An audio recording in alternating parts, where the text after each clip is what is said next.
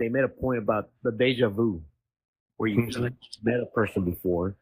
Yeah, that's where parallel dimensions is what I was talking about.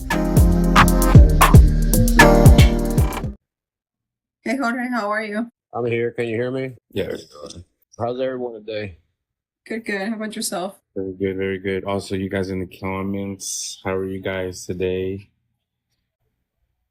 Yeah. Did you work today, Jorge? Yeah, I did. I got off early today, though. Nice, nice. That's Yeah, what's up. I actually got home at a decent time. Right? Good. Like before traffic.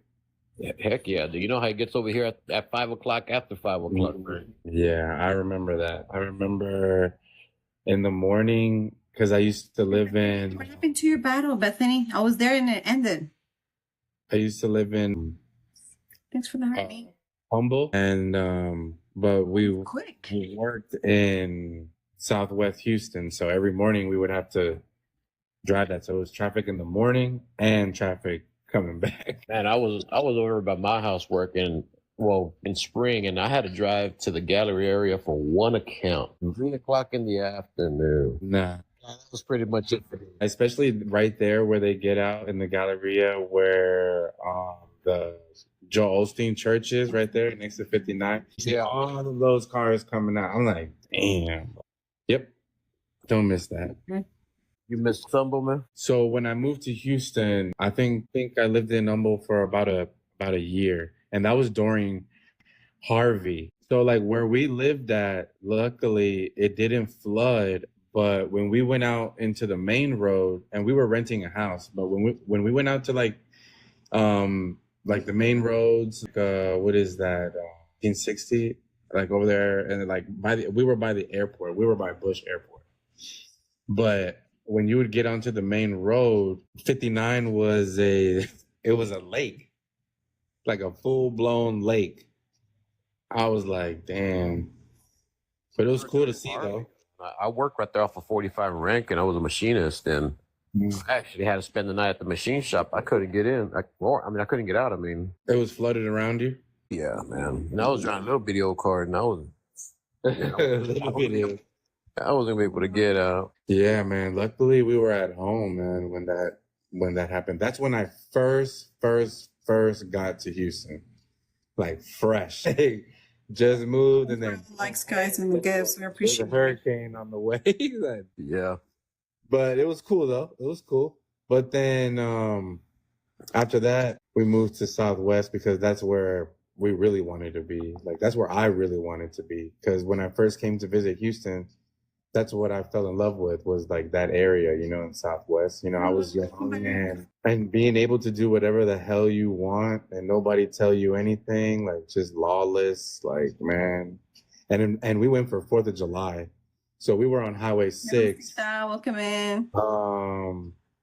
We were Highway 6, Sugarland, and we were in like a plaza for July 4th.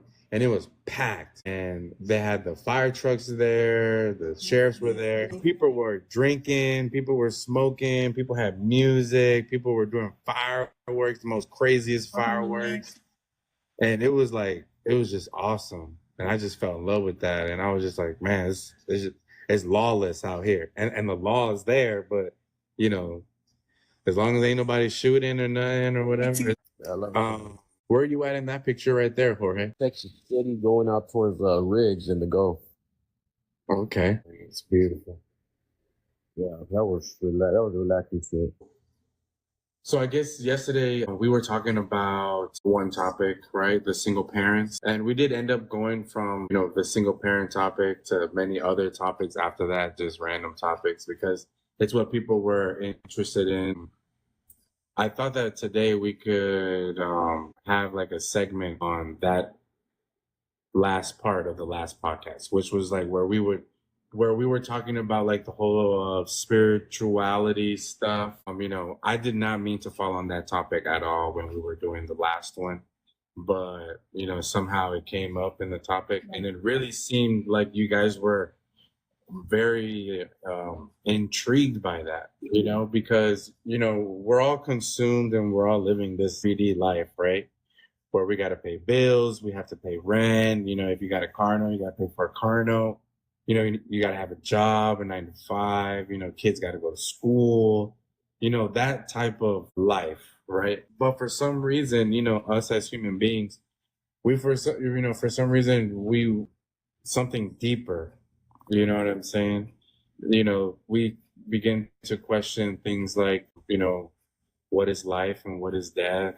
You know, I guess things like that, you know, where things we don't have the answers to, you know, and since we don't have the exact answers, we fill the answer up with belief. And sometimes, you know, people defend their beliefs more than they defend the truth. So, you know, it's treading water, but yeah.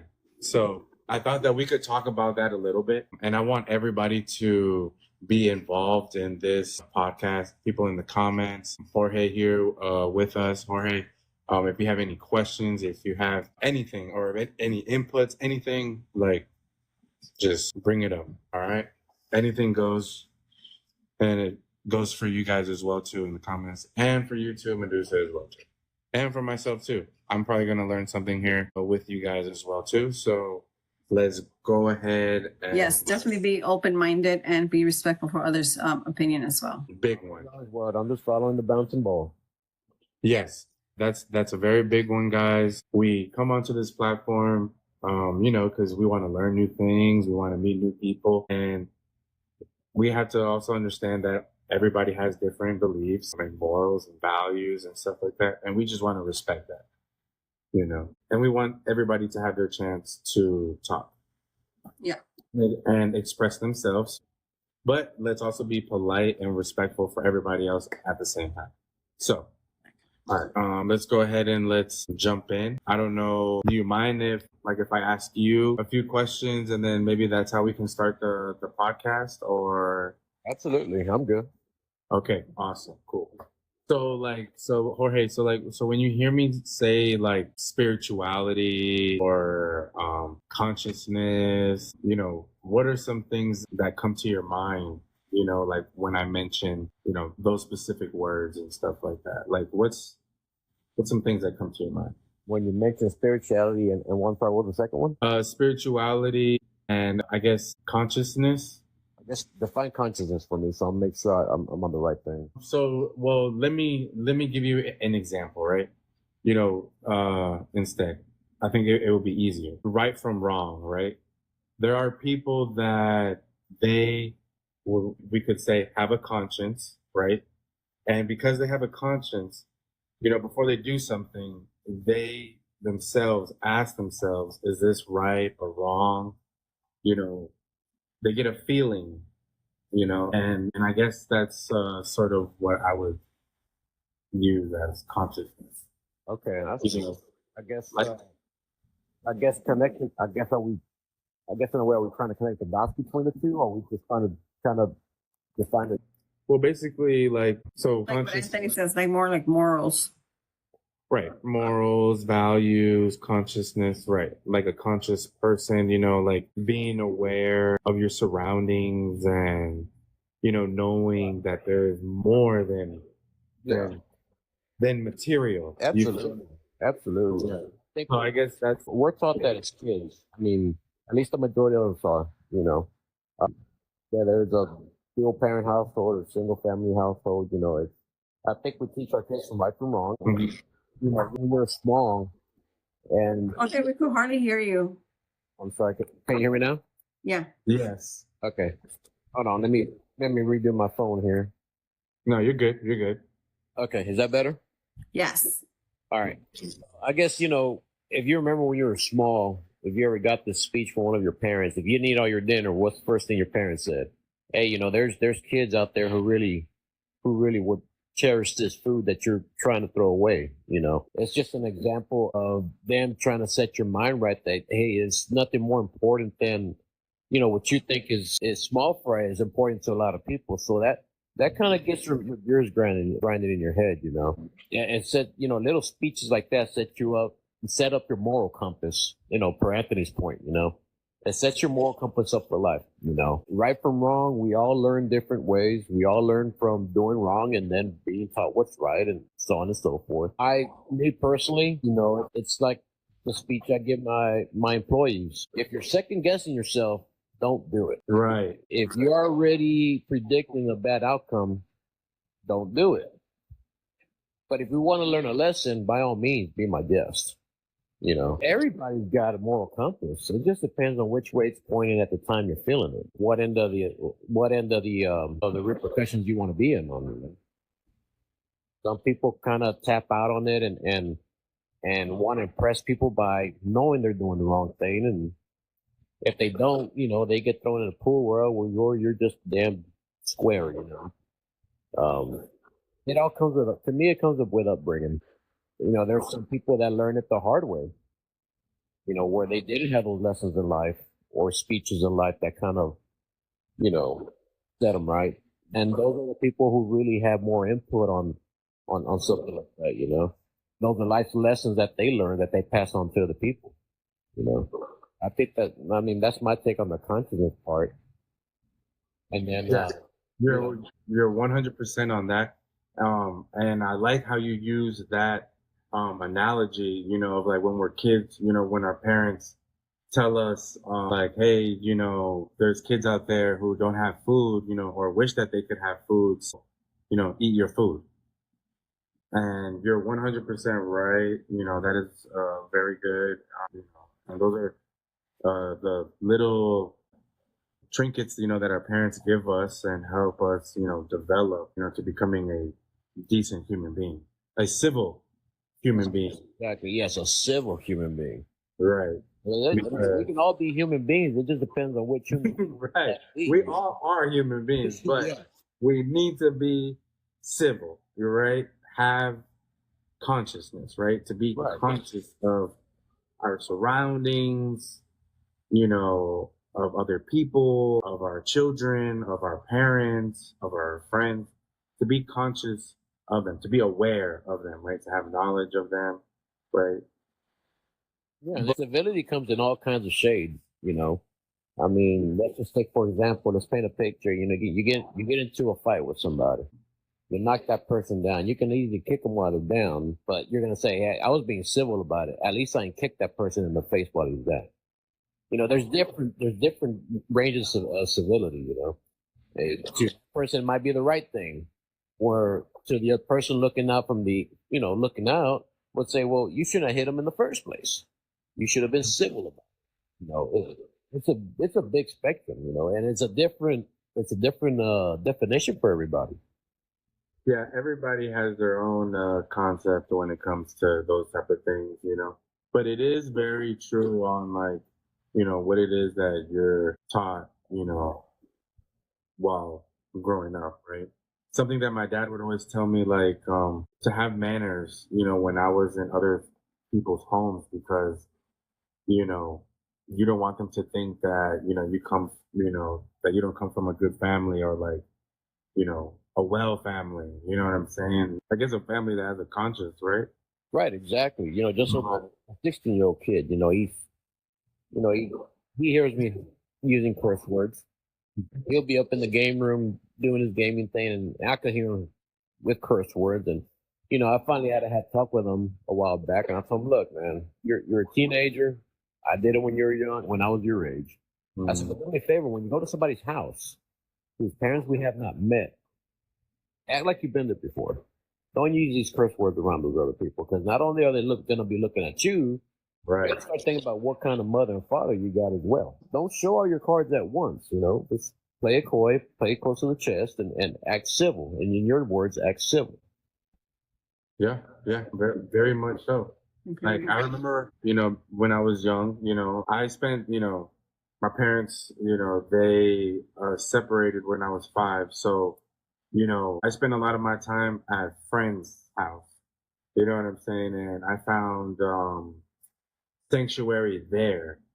You feel me? And other parents, you know, gave me a place at their table, you know, but I also noticed that because also the way that I was raised, you know, like I would wash my dish, you know, after I ate, you know, I was very polite, you know, I would help in any way. So to them, you know, I was never like an issue. They never had a problem of like me being there. They actually enjoyed me being there because they also felt that I was also a good influence, for my friend as well too.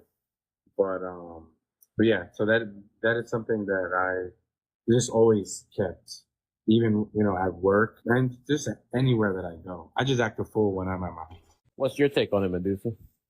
I completely agree. They're pretty much a representative of us while they're not at home, So, like, I curse a lot, my kids know that they're not allowed to curse. There's going to be a time of day that they're entitled to do whatever they want. Until they're under my roof, they have to respect that. Yeah. I mean, we got to learn to give a little bit of rope every now and then. I mean, I had a pretty independent life growing up as a teenager. I mean, like I spoke to you about it last night.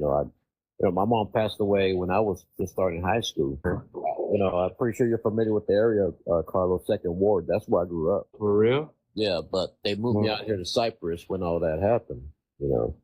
So I had to adapt to a different life. Culture. It was a culture shock for me. Adapt to culture and life, and I could have easily turned the other way and been sad about it.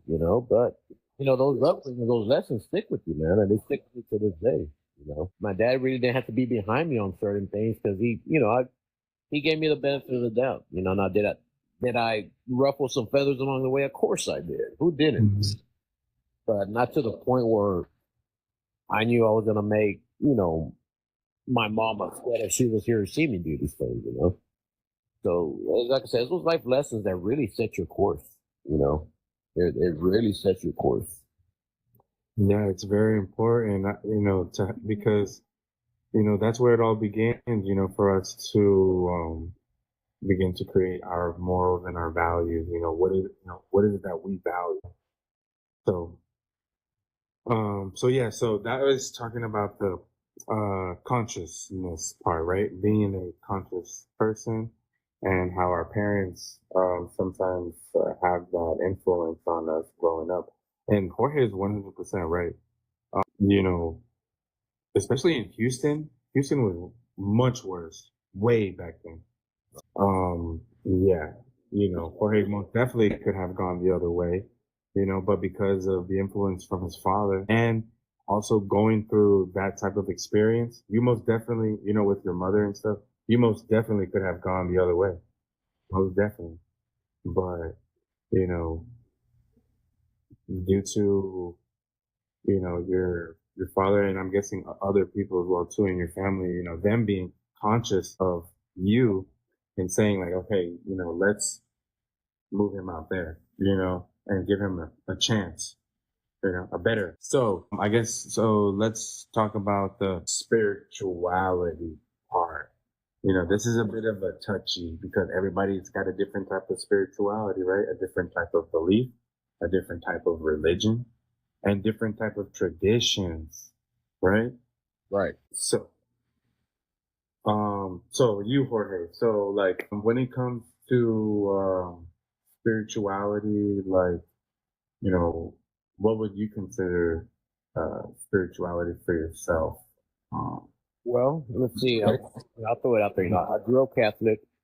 All right. Baptized a Catholic. I want to say not a perfect Catholic, more perfect human being. That's why I think that how should I put this? I guess I practice my faith in my own particular way. I do know that there is a higher power. I know there's signs lurking around everyday life that kind of point that, kind of give you that, I guess, that comforting feeling that there is a higher power and there are signs and people that'll kind of put things into perspective for you spiritually. Totally. I'm not, a Sunday morning church goer by all means, but I do talk. Like I said, I do it in my own particular way. I don't force that on my kids. I'm gonna let them figure that one out on their own. Okay. But I and I guess that's a good thing and a bad thing. Because man, I'm gonna be honest with you, dude. I mean, my faith took a big shot when I went through what I went through. Yeah, I know. I had anger towards, what? I had anger towards the people that told me, quote unquote, they would tell me, God's gonna come for you. That angered me. Right. you know, because I was told your mom's in heaven now. Great. Well, she Right. ain't here with me. You know, Right. there was a lot of anger I carried throughout my teenage years. But, I went through more, I went through more events in my life that kind of started, my wife, she's a cancer survivor. Oh wow. Yeah, she's a cancer survivor, and I had my little bouts with the life and death deal that I luckily pulled through. So little by little, I guess as I start getting older, more mature, thinking about it, I'm more open minded to it. But like I said, I do it in my own way. Right. Totally. You know, And so would you say that there's like sort of like a correlation with spirituality with like pain and anger? Because like how you said, it started off, with spirituality, like even though it was rough, and like how you say, like your relationship, maybe towards God was, you were angry towards God, you didn't understand why in the situation. But would you say that that was like the beginning of the spirituality, like moment for you, like when it all, maybe because usually when it comes to spirituality, it only comes to our mind or even comes up as a topic or a discussion in our brain when bad things happen to us, right? right, When you're right, stuck in a pickle, that's when you're praying to God, right? right. Oh my gosh, God, please help me, please, please, please, please, God. That's But good why point. in that moment, right? Why is it in pain? Like, oh, please, God, take this pain away from me. Right. Either, something like that, right? So it's just something that I have noticed. And a lot of beliefs and scriptures and religions say this, that, the path to enlightenment is through pain and darkness. Mm-hmm. Um, just like Jesus Christ would be an example. We could say for him, passing away on the cross. We have so many other different variations in other beliefs and religions, right? Sacrifice and pain, right? Right. Sacrifice, And totally. a lot of people don't go through life altering events, but they want to find a way to better themselves. And some people I've spoken to that turned to religion, the way they described it to me was I always felt like there was a void, you know. It wasn't a physical void. It wasn't a I need this void. It wasn't I need a new pair of shoes void to make me feel. It was just a void. And as they started practicing their faith, I guess you could say consciously, yes, it tied in very well together for those people because Hmm. it filled that void, that emptiness they described it as what they were missing, and it kind of cleared their mind, to where there were more. I don't know. They just had a clear mind of getting things done and getting their life back on track because they Right. figured that hey, there are bigger things in life other than what I was wanting, as opposed to what I was really needing. You know. And Hmm. yeah, so there's a big correlation between the two right there with the consciousness and the spirituality. There's that void that people say, I know I'm missing something in life. You know, 9 times out of 10, it probably isn't spirituality, but that one time, that one person that that actually fills it with faith. They're gonna spread the word as best as possibly as they can. And I think Oh that's a yeah. good thing. That's a real. I'm open minded to hearing people's stories about that. I love hearing success stories. Yeah, those type of testimonies, and I see here also like in the comments, like Paige is saying here, like her and her husband are most definitely, believers, like they believe in a God, right?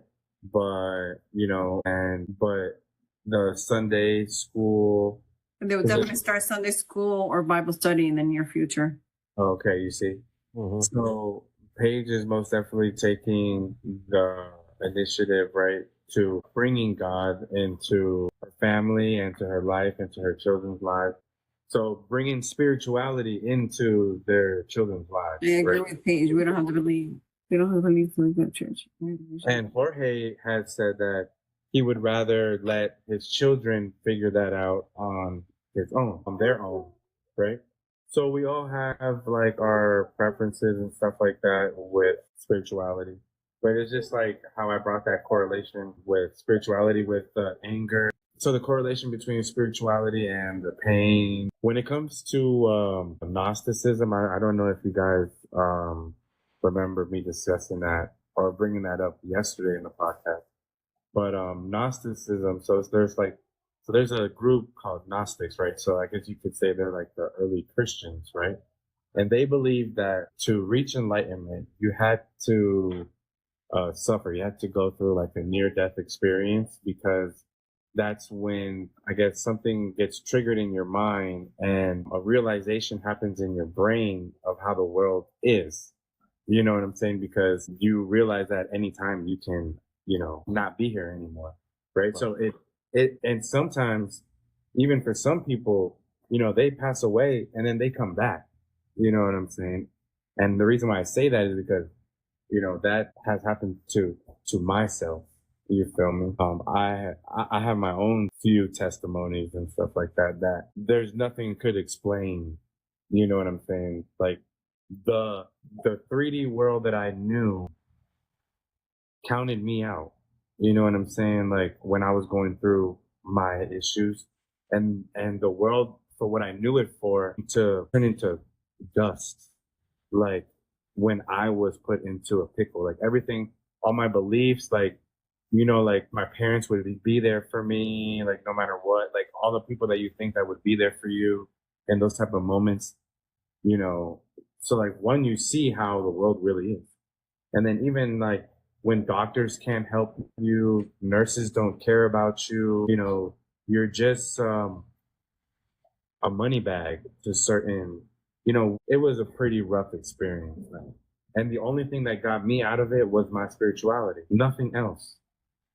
You feel me? And that's why I believe in it and, so much. And I try to learn as much as I possibly can, when it comes to it. So, also went through rough things, just like you, Jorge, growing up and all of those trials and tribulations have made me into the man that I am today.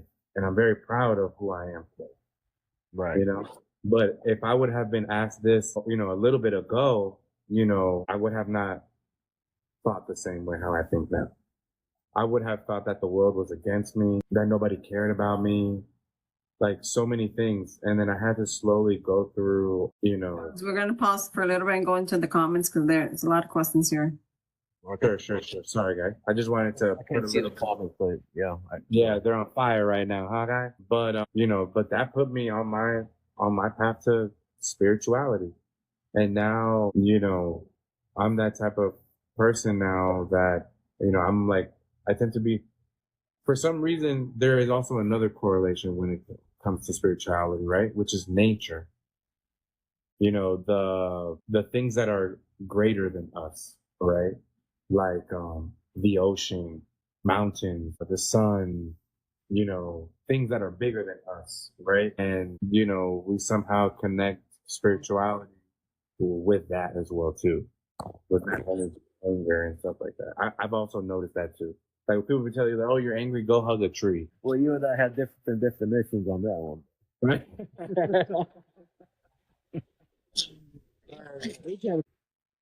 Let's see here. Who had that question? Hey, Okay, let's see.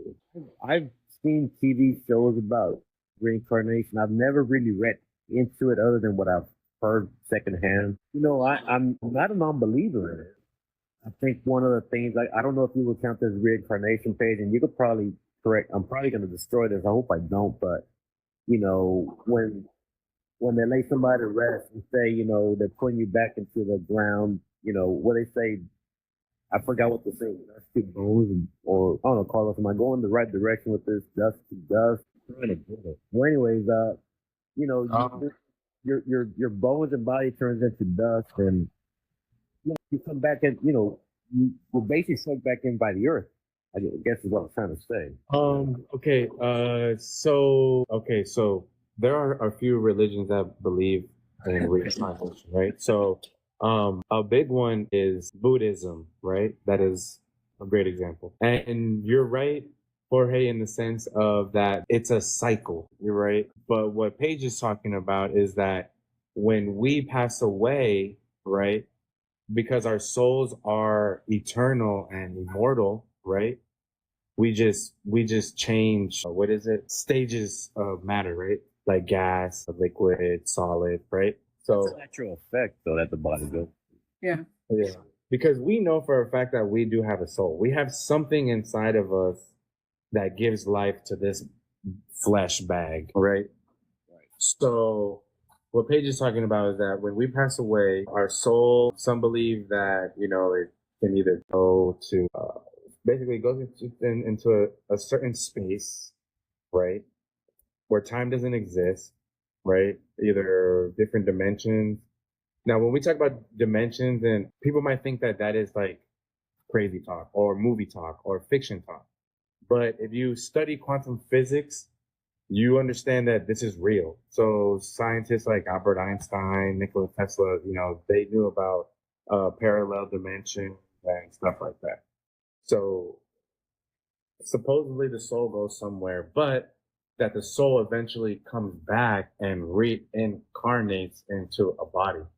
Now, some believe that it's like a lineage type thing. Like, let's say, like your great great great great grandfather Jorge will be born into your daughter's son, right?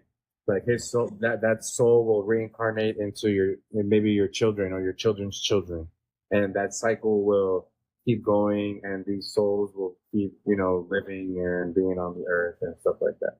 You know, So that's one thing I'm sorry, Paige. What do we believe? Like as far as reincarnation case? So Paige is basically just talking about life after death. You know what I'm saying? Like, what do you believe? Do you believe in heaven and hell? Do you believe, you know, that you just stop and you just don't exist anymore and that's the end? Boom. Or does the soul reincarnate? Does it come back to the earth? Does it get recycled back? And there's just all of these, different beliefs. But that is what a Paige is talking about.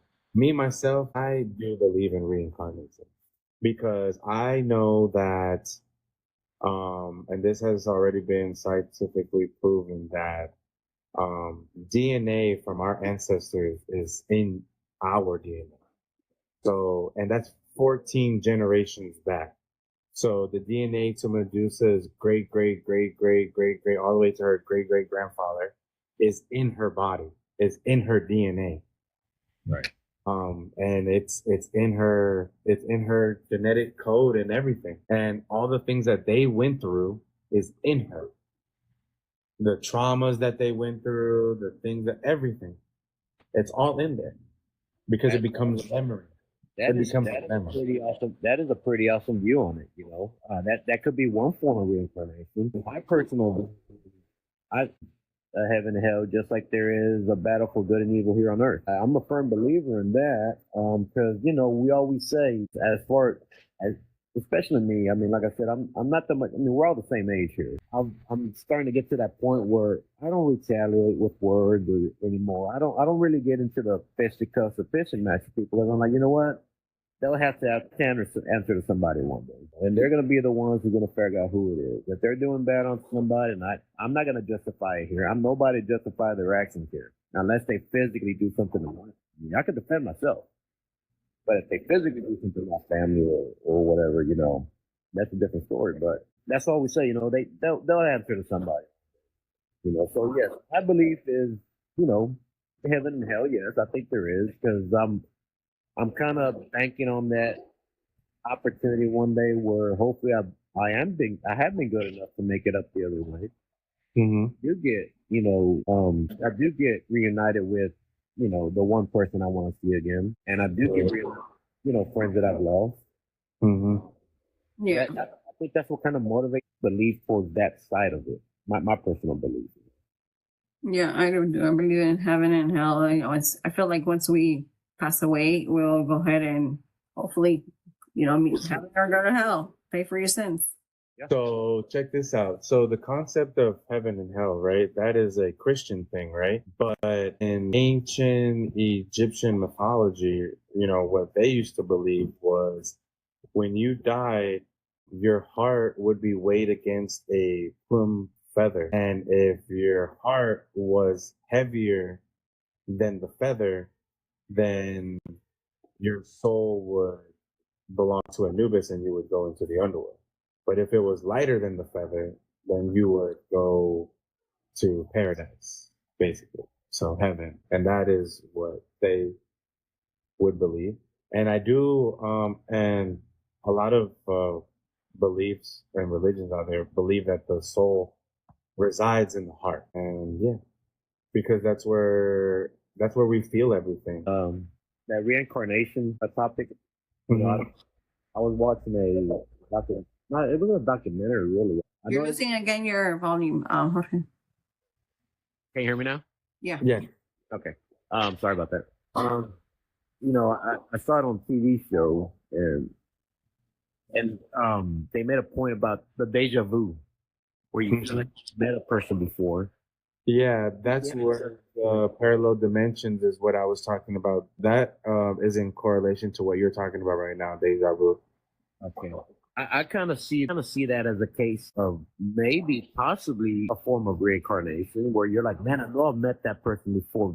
I just don't know where, you know, that face, that voice, whatever. You know, it kind of triggers something in your mind, your memory, where you feel like you've met that person before, you know. And I've gone through that millions of times because In 2 pages, I have a lot of deja vu all the time. yeah, that deja vu. I mean, it It's freaky. it plays minds on the trick. I mean, tricks on the mind. I'm sorry.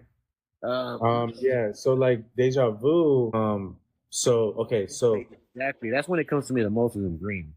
yeah, it comes to me in dreams, I think. Okay, so that means so when we talk about deja vu, now we're bringing in certain things that a lot of people would think is a bunch of mumbo jumbo, but I myself don't think it's mumbo jumbo. And guess what? The CIA and the FBI also do not think it's mumbo jumbo. Welcome back, So Anthony. things like astral projection and stuff like that. So like deja vu. So picture this, right? You're driving down the street, right? And you can either make a left or right turn or go straight. So parallel universes and dimensions would be like this, right? So in one dimension, you went down the road and you took a right and you ran into a friend later on. In another dimension, you drove down that road, but instead you went straight and you got into a car accident. And then in another dimension, you went down that road and instead you made a left. And when you made a left, you stopped by, you know, so different outcomes, right? Of different things. And usually what they say is that when you get deja vu, you yourself, but in the other dimension, you guys are living the same thing, but different outcomes. So like when you see something, it's like where you saw it is where it changes. It's like, you know, like you're walking down the hallway and you're like, well, I feel like I've walked down this hallway before, but you know for a fact you never walked down that hallway before because you've never been in that building before. That's happened to me before. Like I've never been to Alabama before, but one time I was driving down the road and I had deja vu and I felt like I had already driven down that road. And I knew for a fact I had never driven down that road ever in my life. Right. You know what I'm saying? And I just felt like I knew already. Like I knew where I was going and stuff like that. So yeah. Well, Paige, I think, Paige, that would be like it depends on how you interpret it. You want to come up? Yes, not only seeing yourself in a different dimension, but you being yourself in a different dimension, because it's not necessarily you seeing yourself. It's you, like whatever you were living or doing in the other dimension, you are doing it as well in your own dimension. You feel me? So like there's different outcomes, but then there's the things that connect them all, right? You know, a certain place or doing a certain thing. You know what I'm saying? So it's like, let's say, you know, you're on your computer and whatever, right? In another dimension, you know, you get deja vu. In another dimension, you were doing the same thing. You were on the computer and stuff like that because you feel like you relived it. It's not necessarily you seeing yourself reliving something. Maybe in a dream state, but that's different. Let's say dreaming, you know, but deja vu is usually not in your dreams. Like if you're seeing things in your dreams, it could also be the same thing, but I think it's more though in a dream state than just a certain feeling like, oh, I just got deja, because deja vu is quick. It's not like something long. like in a dream where, you feel like, you're doing something, and then I guess maybe you do it when you wake up. Like, is that what you mean, Paige? Like you dream that you're doing something, in your dream, and then you do it when you wake up, and then you feel like you have deja vu, or what? Damn it! Explain to me. Tell me more. Recommend go. But yeah, that is uh, uh intertwined with spirituality, right? I have a deja vu and it feels like it's from my dream. So like maybe you dreamt it, and then maybe you're doing it when you wake up. Sometimes when I get that page, it's usually in a dream that I have. Right, that has happened to me as well. Yeah, you Or- go to bed with that thought or that feeling of of the main what your main focus is for the day, something that kind of tugged at your ear, and you just start thinking about it. I think it follows you, I guess, subconsciously, and while you sleep, and it either connects the dots to what you were thinking throughout the day, or I think maybe it tries to bring forward a conclusion to kind of close whatever it was you were trying to think of or remember. Because it's happened to me many times where I'll be working, I'm 100% focused on what I'm doing. All of a sudden, I'll think of something or I'll remember something, No worries, Paige. and all of a sudden, I end up sleeping. Yeah, 100%. So like when you're sleeping, there's something that's called non-REM sleep and REM sleep, right? So I don't know if you guys ever heard of like lucid dreaming, where like, when you're not sleeping that much or lack of sleep or whatever, and you lucid dream. I have done that many times. It's pretty trippy sometimes. But then there's also like REM, non-REM sleep, and what scientists have discovered is that when you're in that, hold on, let me make sure. When you're in that, I think it's the non-REM or is it REM? Hold on, let me make sure. I want to make sure I'm giving proper and accurate information. I already pulled it up. Medusa? Hold on. Sorry. And like I said, I have a lot of deja vu as well. Like it feels it's that it came from me from a dream. You know what I mean? Mm-hmm. It literally just freaks me out because I know what's gonna happen step by step. Right. So it's like, should I go this direction or like, even though it's nothing tragic that happens in my when I'm having the deja vu, it's just plays tricks with your mind. You know what I mean? Because what if I make the wrong decision that I'm not supposed to go as a sign, or maybe it's a sign for me, to avoid certain places or stuff, But it's crazy how people believe in that, and Yes. Yeah. because I believe men are born logical, right? And women are more spiritual, right? Like even, a woman's menstrual system runs off of the moon cycle, which is, right? Am I correct? Yes.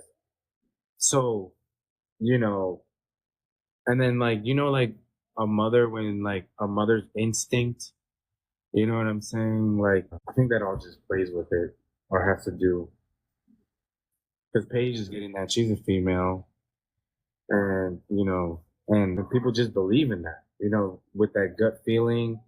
So would that be a form of spirituality, a belief in spirituality? Or I'm following my gut feeling, or I feel something, They're turning into werewolves.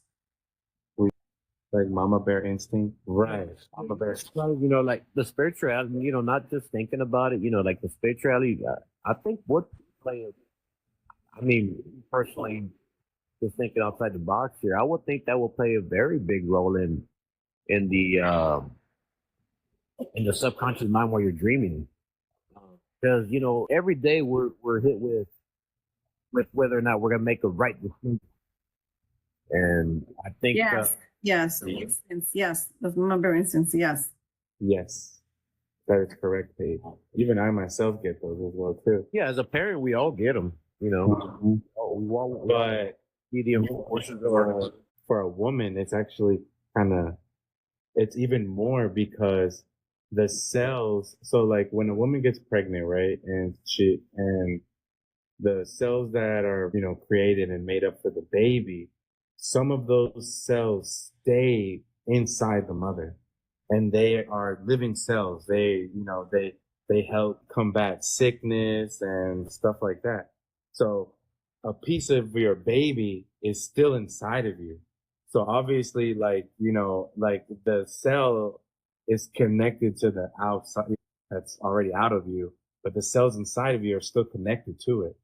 Yes. So, you know, and that's actually scientifically proven already. It's crazy, man. Like, so it's like, we want to say spirituality or, you know, but it's actually just, you know, we don't know yet. But once we get to, you know, that's why quantum physics is so important, especially now today, because, you know, people like, you know, they'll be like, oh, it's magic or it's this or that. But like, we know us as humans, like, we are evolving. We are evolving.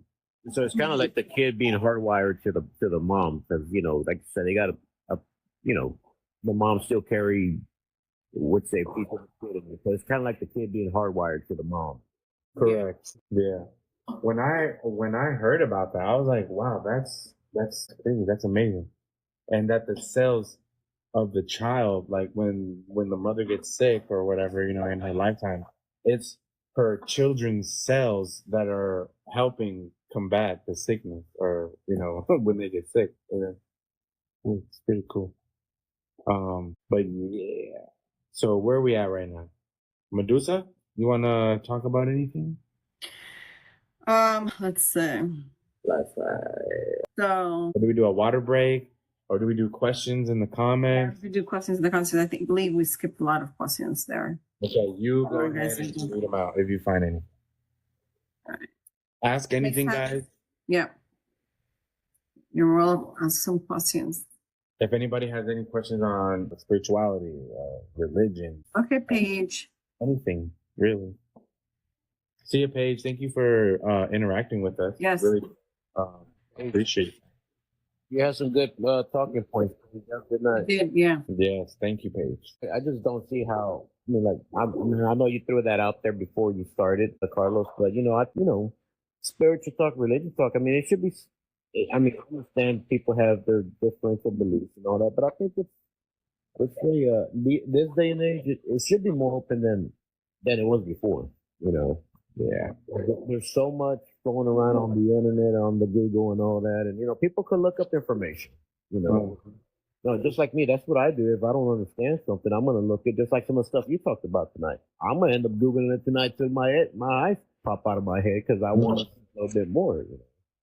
Yeah, man, I am the same way. Yeah. Yes, Medusa. Yeah, I am the same way, Jorge. Rosita, you want to come up? Hi, everybody. Hello, Rosita, how are you? I'm blessed. How are you guys? Everybody, this is my friend Rosita. Rosita, this is everybody. Remember Carlos, and we have Jorge in the bottom. Pleasure to meet.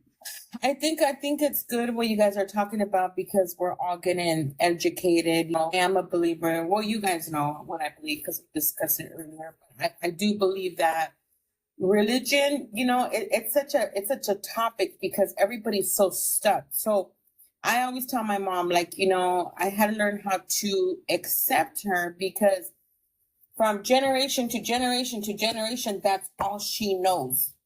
And, you know, you guys know as well as I know that, you know, when you have una religión, yeah, you're so brainwashed and you're so conformed to be in a box.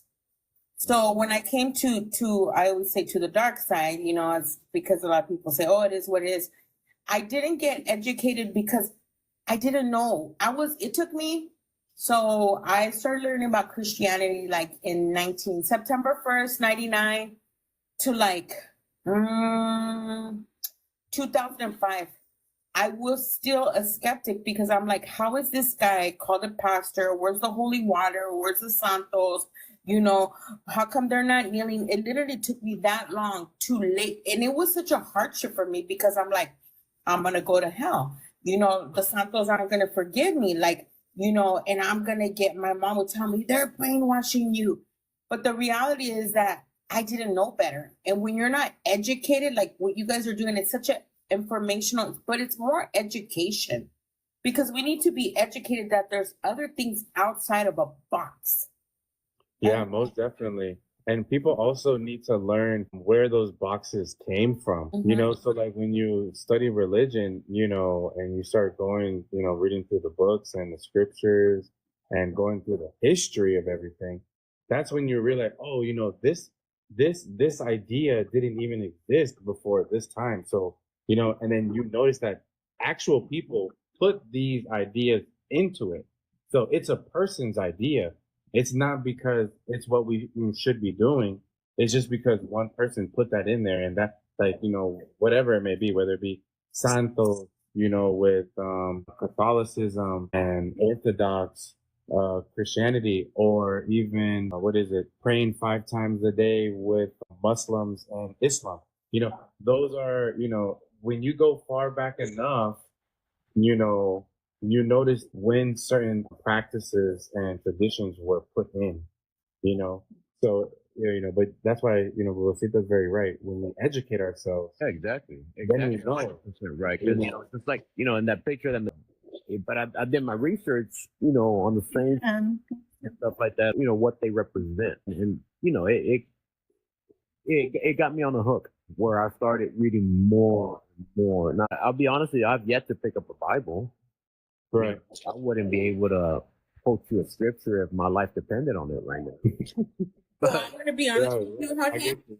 I'm going to be honest. I've been a believer since, I'm going to say, before we were all born. Before we were all born, we were all chosen.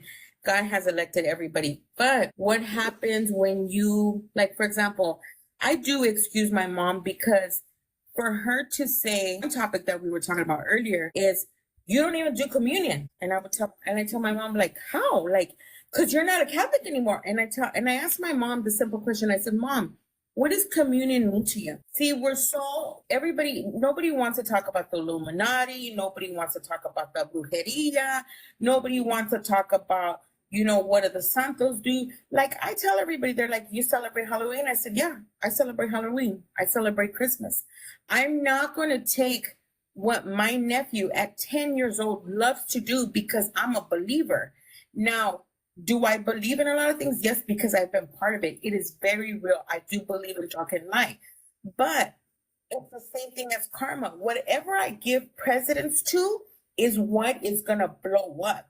Yeah. So when people say, you know what, I'm like going on a downslope because I'm depressed, because I have anxiety. Well, what is giving you that? Sitting on a couch eating Oreo cookies, not occupying your mind. Now, the mind is such a small thing, but why is it so powerful?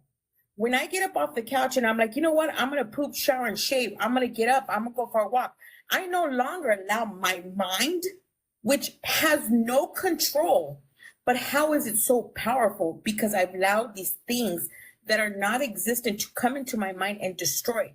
So I look at it like, religion is like, why was I so scared to put down my precious moment Catholic Bible that I never read? Yeah, absolutely. Absolutely. And I'm going to be honest, like I look at my mom and she's praying to the Virgen Maria, she's praying to the Santos, she puts them in the drawer, she gets St. Joseph. And I tell my mom, what do the Santos do for you? If you were to take your amulets off, I respect and honor you because I have a Virgin Mary. I believe what I believe, being a believer. And I even asked my mom, she got on me. She goes, you know what? You're a Cristiana now. You don't even believe in the Virgin Mary. I said, Mom, you think that I don't believe in the Virgin Mary? And she goes, yeah, you guys don't even pray to her. I said, you're right, Mom. I don't pray to her, because in the Bible, in your Bible, and in my Bible, which is the same Bible, I said, if you kind of look at it, we pray to the same God. We believe in Jesus. It says, honor the mother and the father. So I will always honor the Virgin Mary, because if it wasn't for the Virgin Mary, Jesus wouldn't have came. Right. So that's the thing that I was telling Medusa, and I was telling brother that religion for me is you cannot be a legalistic person and believe in God. You just can't. Those two entities don't mix together. And I tell you, like, there's Christians who they get the badge, the title, they wear the hat, they put on the perfect makeup, and behind closed doors, they're beating up their wife and they're watching porn. How can you tell me that you fear God and with that mouth, you are literally destroying somebody who is a human? You're out of control. You don't lost your mind. Get out of here. Because I was telling the panel, early this morning, and I said, it's not what you do in front of man, it's what you do behind closed that he sees. And I do believe in taxes, death, and judgment. I do believe in hell. I do believe in heaven. And it says in the word, if you have unforgiveness in your heart, he will not let you in. I'm sorry, not sorry. I do believe that there is levels of spirituality. I do believe in talkings and tongues. I do believe in the healings because they still exist to me today. I've seen it. I've been part, nobody can tell me different. But I can also live in a fantasy world. A lot of people on TikTok live in a fantasy. We were talking about this earlier. You're mad because I blocked you? TikTok is a fantasy. You will never meet me, but you're so upset. Where's your mind? Where's your control? Where are you as a person that's an engineer getting upset because I didn't talk to you? Really? Like where's the balance in this? I believe more in humanity than anything else. I believe, people, if you cannot treat human with honor and respect, you're not a human. Because you might as well, you treat your animals better than you treat your children. What kind of human are you? So how can you tell me you believe in something, but when it comes to your children, you're throwing them away, you don't feed them, you don't clothe them because you got a gambling problem. Like let's so inhumane that sometimes you leave me speechless as a person. I question, and then I was telling the panel earlier, like I would tell my mom, like, you believe in brujeria, mom, but you go pay a brujo to do damage, but you're scared of the devil. How can you tell me you're a Católica faithfully and you're doing brujeria? You go pay to a brujo, a witchcraft man, to do evil to somebody, but you're scared of the devil. What people need to understand is that free will, okay, is something that God created. It's very powerful. Yep. And the moment that you mess with it, it takes on a boomerang effect, okay? And people sometimes, but it also depends on the person, right? Especially when you're sending that type of energy, right? But what people understand is that when Rosita talks about, like, let's say brujeria and stuff like that, or witchcraft or casting spells and stuff like that, right? One thing that I would like to remind people is even in your Catholic Church, your priests are performing a ritual with you, involved in it. They're praying, that's a form of chanting, casting, and whatever it is that they're saying in Latin and praying, your energy is there, your energy is being used there. And that happens at all these energy, churches, mosques, temples, they're like energy centers, where people go and they give their energy to one thing, and the way that it's supposed to be is, we all, worshiping God. But what happens sometimes in these places, they become corrupt, right? Yeah, and, Rosita, I kind of grew up around that type of family you're talking about right now with the brujeria, and, they believe in that type of stuff, Yep. But like you said, they put themselves high on a pedestal when the spotlight's on them. They're like, oh no, you got to live your life this way. Unfortunately, depends on how people look at me. But I took a very left turn compared to the rest of my family. I can honestly say I'm the kid that just said, "F it, I'm gonna do I'm doing my own. I'm like Jorge. I'm a younger version of Jorge. I'm doing the same thing. I said, F everybody. I'm doing my own thing. And I'm going to live my life by my own faith and by my own belief. I don't care about what y'all believe. I know what I'm doing is right because God has got me. Yep. And I'm doing it all by myself. And God got me. Like, I'm in the position right now where I don't worry anymore because I just know God got me. And all it does is take patience. And God will have me because I'm doing good things. I'm doing the right thing. I feel good when I'm doing these things. But yeah, even the brujeria and, witchcraft, all that stuff, is a form of spirituality. Oh, yeah, absolutely. Just like, you hear about people praying to, hopefully I don't destroy this one either, but, La Santa Muerte. Yeah. You hear people about praying to that. Now, honestly, if you look at it from the outside looking in, you're like, wow, that just looks very, very evil. But, I've seen it. I've gone out to the flea markets where I see those big old statues, and I'm like, what the hell? But then I stop and think, well, you know what? It's something to somebody. Yeah. Right. So, I would like to touch base on this. So, these different forms of spirituality exist, right? Because us humans, right? we are balls of energy, right? And we are creators. We ourselves can create things, right? Because God made us in God's image, right? So, God, so when we believe in something, we give our energy to it. So a lot of people give their energy to these beliefs, whether it be Santeria, magic, um, Native American spirituality and shamanism. There's so many. There's Aboriginals, of Australia and their spirituality. It's just there's so many, but all of these people. The reason why is because we ourselves are given it power. We give it our power. You feel me? And that's why God says in many of these books, right, that we read, right, it says you can't worship anybody else, right? Yeah. God is a jealous God. I believe the Bible is metaphorical, right? But I see what he's trying to say, what God is trying to tell us, right? To praise the most highest of beings, right? Source. I would call God source, right? The source of everything, and we know that this exists because, everything, God is like an artist, right? He is a creator. So he creates, like when now we can do things like split atoms, like how they're doing with at CERN and, why do they, when they split these atoms, and they find these particles, why do they call it the God particle? Because they're seeing God like this is like the beginning of how everything gets created. It's like from this little big bang and this little tiny particle, when they meet, boom, creation starts. God's, blueprint, right? I was gonna say blueprint. Yes. Yeah, it's God's blueprint, right? Because those atoms are inside of us when God created us, right? But then it's also in the most biggest things, in planets, on the moon, it's crazy, the crazy thing is how it's as above, so below, as within, so without.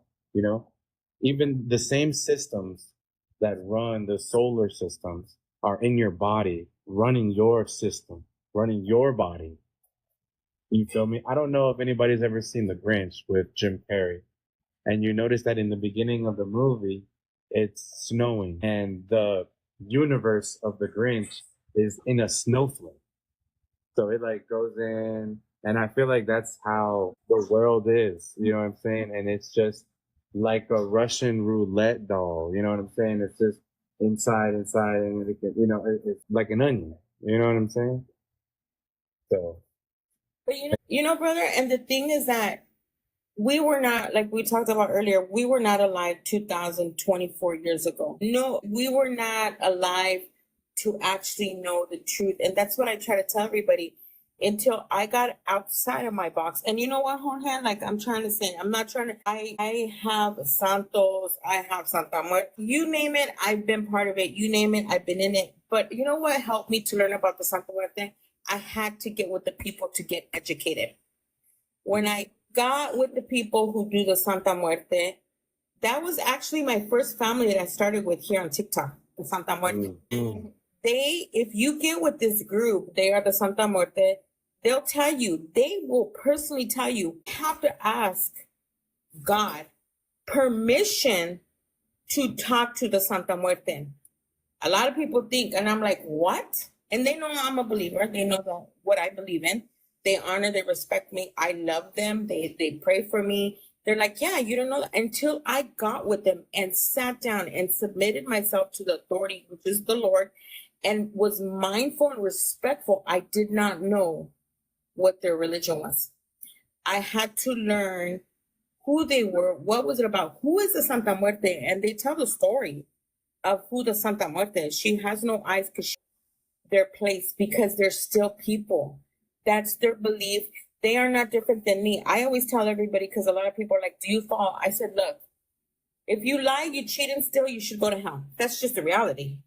But God is such a good God that he's like, okay, I forgive you. But I tell everybody, I know what sin is. I have a choice to sin, to lie, cheat, and steal. But if I want a good life, I don't need to lie. I don't need to cheat. I don't need to steal. Why? I'm only affecting myself. And I tell everybody, and like I was telling them, I said, people said, you know what? You have to give 10%. Where do you think that your little measly $3 is going to clean the windows of the church? That's why I said, don't be like a grungy, like ungrateful giver. Don't let your left hand know what your right hand is doing. Don't boast that you gave a G-Wagon to the church. You're not taking nothing with you. But I tell the believer, if you can simply not love your enemy, you got issues. If you have unforgiveness, you got issues. So there's no point in you giving the 10%. God doesn't need your money. And I'm going to tell you guys, I'm going to be honest. I've been at my church since 1990. I don't give $1 to my church. You know where my service is at? When I see the homeless, I feed them. I call my friend. I send them money. I send them for a gallon of milk. That's what God wants to see. And people are like, I'm going to hoard all the money. You're hoarding what? The money that he lets you borrow to survive, that's his money. And you want to keep it because you don't want to feed the homeless. You don't want to pay your child support. You don't want to, because you need to drive your G-Wagon because that's so much more important. You ain't taking your G-Wagon to heaven. You're just not. We're going to pass away tomorrow. I could pass away tonight. You know what? We're happy to see the Roshidai. What are you going to remember me as? A person who was a believer, who was so spiteful that you couldn't even talk to me and you wanted to tell me, hey, Rosita, the other day, you know, you kind of hurt my feelings because people are scared. Be open to what God has and let things be. And a lot of people, they can't. And it's so hard because you're telling me you're a Christian, but you don't even feed the homeless because I know, but you have a $300 storage and you live in like a hoarder. I don't know who's more mugroso. You know, so I always say, like, whether you believe in God or you believe in karma, just live your best life. I always say respect and honor people because it is not, we are not owed that, but it honors God. It makes you a better person. You know, I work at my church. I don't go to church on Sundays. You know what I do? I watch it on the internet. I don't want to see those people 7 days a week. I can't even deal with them on a daily basis, and I work with them. What makes you think I want to deal with them on my day off? So I tell everybody, like, yeah, you can tell me I'm a tech inspector and I'm on the church board and I drive. Get out of here. But you're over here spitting in my face because I'm a Mexicana with ratchet nails. Really? And I have proof. Like we had a situation where there's these young cats. They're just young. These Christians, like legit Christians with university degrees that they went to tech school. They get paid good money, stealing from the cafeteria the coffee. Because they have to have their coffee in the morning. And we just got an email telling us that if we want anything from the cafe, we need to pay for it first. So you're telling me that these Caucasian individuals who have tech degrees, they went to tech, they went to university, very prestige. You got caught stealing? Wow, and you're telling me you're a believer. I have to question what God you serve. So I tell everybody, you know what? You could believe, but when I watch you and I see your behavior and it's totally contradictory to what I know to be true, I have to question how many Christians are really going to get into heaven. I'm going to be honest with you. I don't go to church. I tell everybody, I curse, I have tattoos, you know why? Because God wants me to come as I am. So that the people that don't believe say like, hey, she's a ratchet. Look at her 3-inch nails and she cusses and she has tattoos and, you know, she's got piercings and she worships. Yeah, because he says, come as you are. And you don't need to go to a building to have a relationship with the Lord. See, that's where I do not like all these religions. Where does, and you know, Catholics, they go to confession. Do you really tell the priest everything?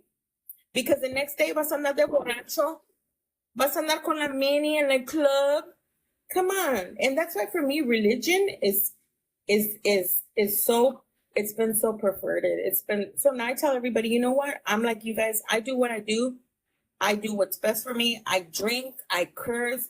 I've never been a virgin. I've slept around. I've smoked weed. I do it all. Have I done it? Yes. Do I do it now? No. Can I go ahead? Can I be a Christian and go hang out with my friends at the LGBT community? Yes. Can I go to a bar and drink? Yes. But I pay my bills first. I make sure that my stuff is in order because you know what? When I don't pay my bills on time, I say I'm a Christian. When I don't pay my bills on time, what the Lord taught me is that somebody now isn't getting a check. And the Lord checked me one day. I was complaining to Rise, and I was like, "You guys give me a $5 fee." And then they're like, "Well, ma'am, you're late." I said, "I've been a customer." Look at the entitlement. "I've been a customer with Verizon since I was 16, and I'm not. And he's like, "Well, I'm sorry, they wouldn't remove it." And I said, "This isn't right." And I got off the phone, and the Lord goes, "Really? So you're mad, and you're entitled to not being charged. So now because you didn't pay your bills on time, somebody doesn't get a check. So is it okay for me to withhold your 2 weeks earnings? Because you know what? It is what it is. Is that okay?" And when the Lord taught me that simple lesson, that when I don't pay my bills on time, somebody doesn't get a check. So now I'm stealing from somebody else's pocket. How is that fair? Right. Yeah. And I say I'm a Christian. It's a good take on it, Rosita. It's very interesting and insightful. It really is, and it kind of it opens that veil of what you practice and what you're talking about. Because I'm not educated in theology or nothing like that, but your coming is very insightful. Yeah, what Jorge is saying, educate yourself.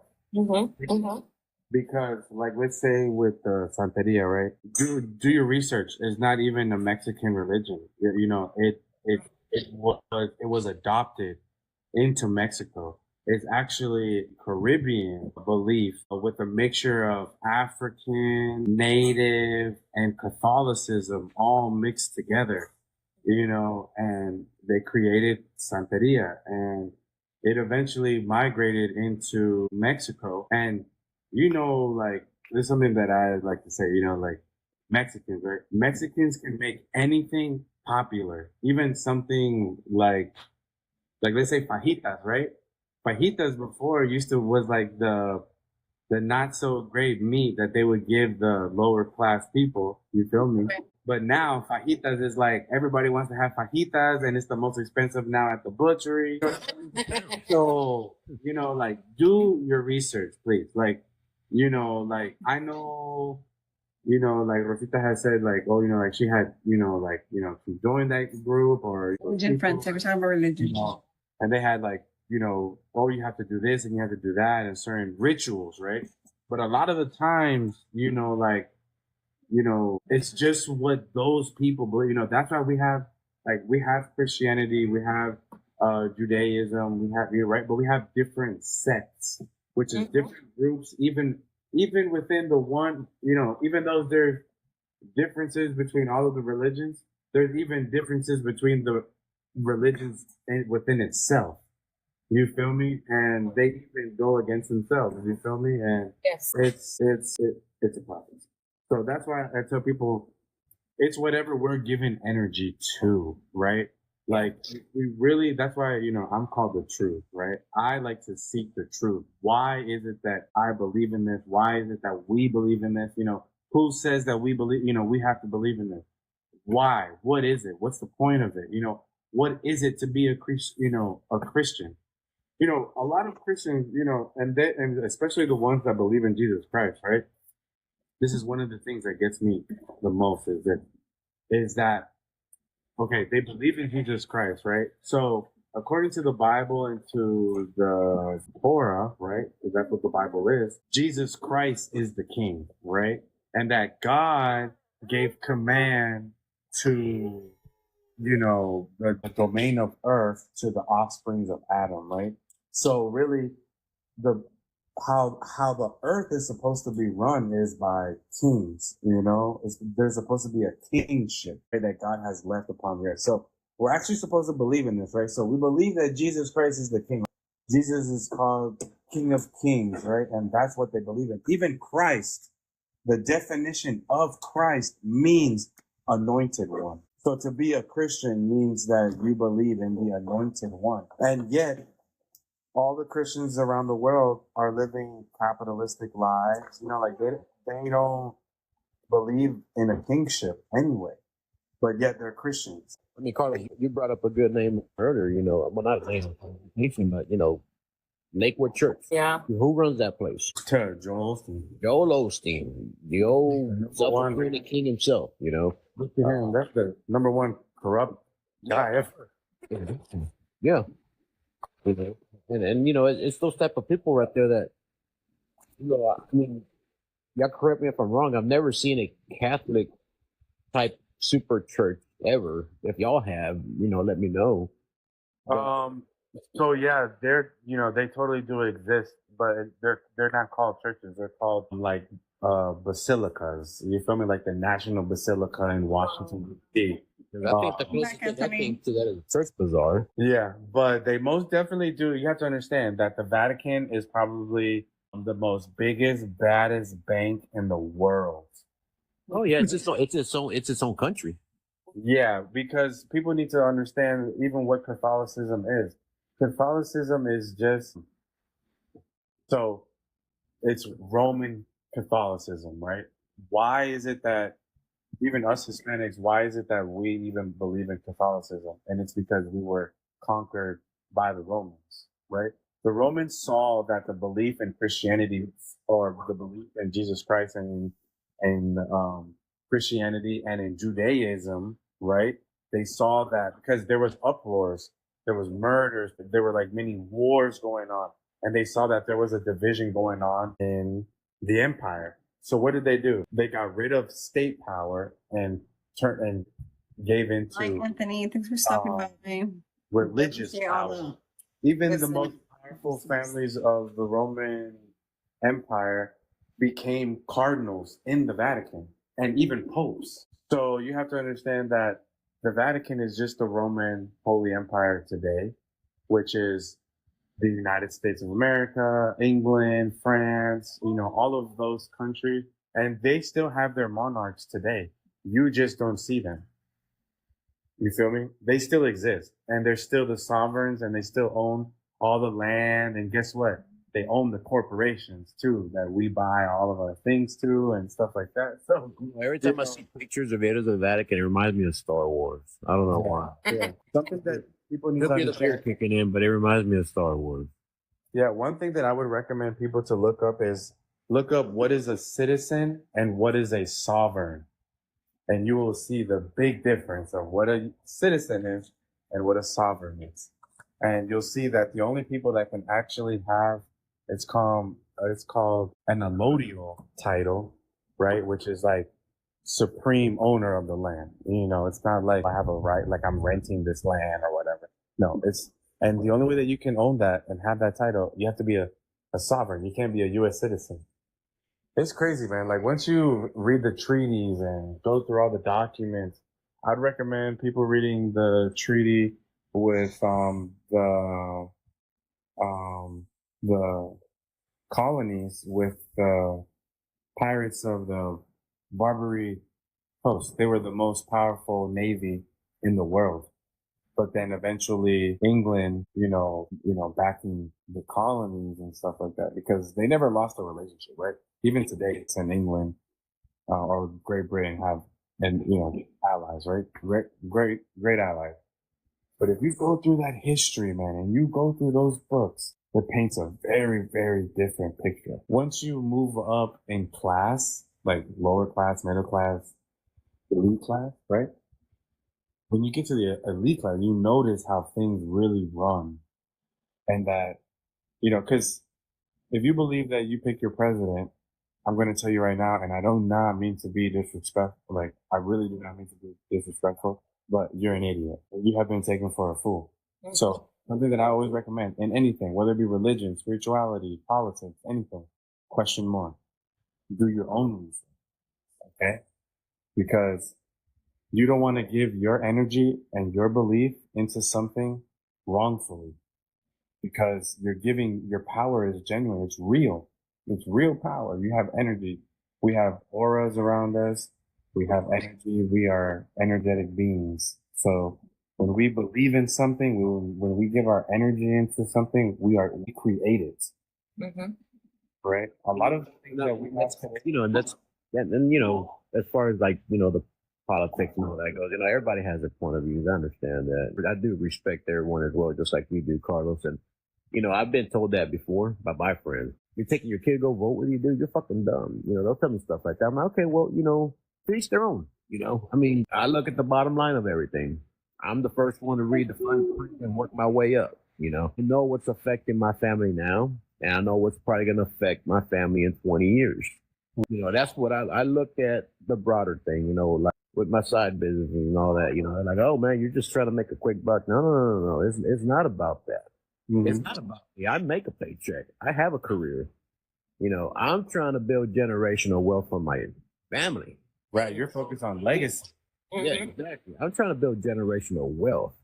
You know, I could give two shits about me because I could go get a night stocking job and make extra money and do it for myself. Insane. I tell people that every day. I said the only reason why I strive for greatness is not for myself, it's for my children and their children and their children's children and my legacy from what I created. Like my children, I created that. That is me. When I look at my children, that's me. You know what I'm saying? And I want them to have what I did not. Like, if I would have had the resources when I was young, like, I know that I am a very intelligent young man, you know, and very strong and very confident and very driven. And if I had the resources that I needed when I was younger, who knows where I'm going. Yeah, same here. You know, I ain't never been smart. I didn't go to college. I practically begged my way out of high school, you know, but I learned things, you know. Now I'm at that point in my life where now I want to learn things, you know. You know, so I on the same beat as my kids, you know, so when they're talking to me about stuff, at least I kind of have an idea of what they're saying, you know. Correct. Yeah, it's never too late to learn. Yeah. All right. So we're going to wrap up the podcast. I appreciate everybody's input and everybody's questions. I'm still going to keep the live open. We're just going to bring in, you know, our regulars, I want to say. Yeah. And if you guys want to keep talking, we can most definitely, I guess what we want to do now is we'll open the boxes up for discussion and Medusa's live. Yeah. But we won't really push on learning more. But Right. Yeah. we'll let everybody else have open up the boxes and everything. You got everybody's welcome to join, share the live, open up the boxes. If you got something to say, get up here. If you don't have anything to say, get up here. Your screen name is the truth. I thought your screen name was the tooth. Huh? You say the tooth? Yeah, I got I got reading glasses. Brother, what do you guys believe on? Hey, Frantic. What do you guys believe on our ancestors? Like, On 'cause what? our ancestors. Oh yeah, so our ancestors, you know, they are with you because genetically, whether you believe that they're with you in spirit, I'm going to tell you that they're actually with you in physicality. Like they're literally with you. They're in your DNA.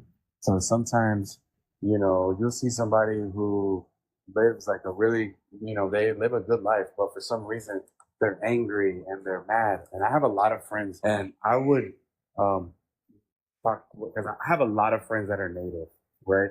It's a very big thing where sometimes, and I've seen this in a lot of my native friends, they live a really good life. They're happy, they're living a good life, but for some reason they're mad. And I'm telling them, like, it's not your trauma. It's the trauma from your ancestors that live within you. So you have to break those. I'm pretty sure you heard of generational curses and generational themes. So we have to be, that's why I went through so much pain and suffering in my own life growing up, becoming the man that I am today, because of not of myself, but because of ancestral things that, and we have to overcome that pain. We have to be able to release that pain. Bear. Because look, by me releasing the pain, like I'm going to tell you right now, I used to carry that pain from my parents, abandonment, you know, lack of nurturing, lack of love, lack of guidance, you know, being raised on the streets, doing a lot of bad stuff, right?